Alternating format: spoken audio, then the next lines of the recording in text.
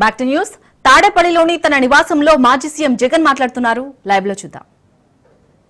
వైఎస్ఆర్సీపీ ప్రతిపక్ష పార్టీ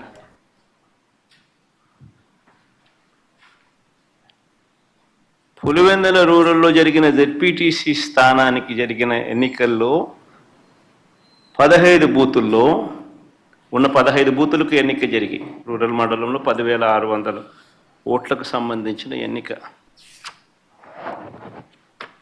ఆశ్చర్యం ఏమిటంటే బూతుల్లో వైఎస్ఆర్సీపీ ఏజెంట్ లేడు.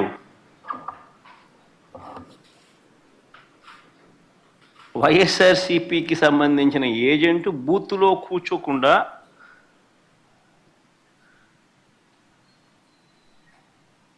బూత్ దగ్గరికే మనిషి పోలేని పరిస్థితిలో బూత్లో ఏజెంటే లేకుండా ఎన్నికలు రిగ్గింగ్ చేసినారు. సాక్షాత్తు పోలీసుల సమక్షంలో పోలీసుల ప్రోద్బలంతో బూతులోకి వెళ్ళే ఏజెంట్ల ఫాములను వీళ్ళే తీసేసుకొని చింపేసుకొని బూతులోకి ఏజెంటే పోని పరిస్థితిలో ఎన్నికలు నిర్వహించామని చెప్పుకుంటా ఉన్న ప్రజాస్వామ్యం మన రాష్ట్రంలో, బహుశా మన దేశంలో ఎక్కడ ఉండదేమో, ఒక్క మన రాష్ట్రంలో తప్ప.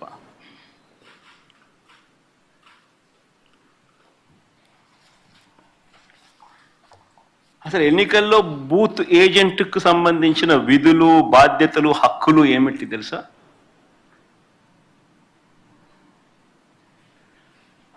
అసలు ఓటర్లే లేక దొంగ ఓటర్లను గుర్తించడం ఎవరు చేస్తారు? ఏజెంటే చేయాలి. పోలింగ్ ఏజెంటే చేయాలి.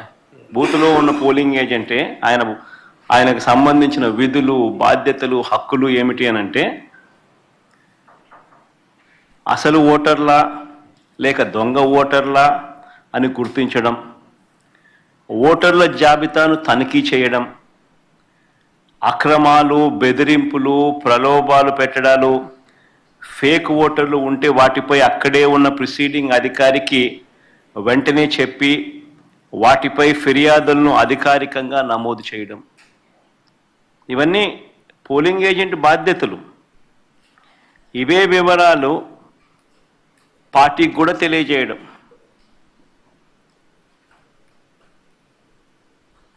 ఈ బాధ్యతలు ఉంటాయి కాబట్టి ఏజెంట్లకు హక్కులు కూడా కల్పిస్తారు. వారు ఖచ్చితంగా బూత్లో కూర్చునే హక్కు, ఓటర్ల జాబితాను తనిఖీ చేసే హక్కు, అభ్యంతరాలు తెలియజేసే హక్కు, పోలింగ్ రికార్డులను పరిశీలించే హక్కు, కౌంటింగ్ వరకు కూడా దీనికి సంబంధించిన సమాచారాన్ని పొందే హక్కు, ఇవన్నీ కూడా ఏజెంట్లకు ఉంటాయి. ఒక పోలింగ్ ఏజెంటు బూత్లోకి పోతూనే ఫామ్ 12 అన్నది అంటే తన పోలింగ్ ఏజెంట్ను అపాయింట్మెంట్ చేస్తూ ఇచ్చే ఫామ్ను క్యాండిడేట్ ఫామ్ 12 పోలింగ్ ఏజెంట్ను అపాయింట్ చేస్తూ ఇచ్చే ఫామ్ను it's called form 12. Polling candidate పలానోడు నా ఏజెంట్, నా పోలింగ్ ఏజెంట్ అని చెప్పి అపాయింట్ చేస్తూ ఇచ్చే ఫామ్. ఆ ఫామ్ను తీసుకొని పోయి ఆ పోలింగ్ ఏజెంటు ఎన్నిక స్టార్ట్ కాకమునిపే ప్రిసీడింగ్ ఆఫీసర్కి ఇస్తాడు ఆ ఫామ్. ప్రొసీజర్ అది. ఆ తర్వాతనే బూత్లో కూర్చుంటాడు.